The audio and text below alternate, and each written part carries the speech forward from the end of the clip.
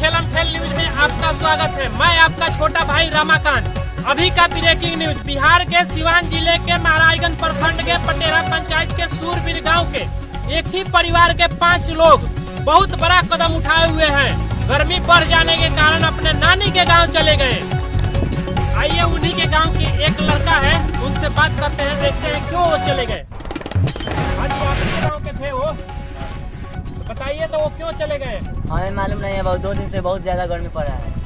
आइए, इनको लगता है कि नहीं पता है।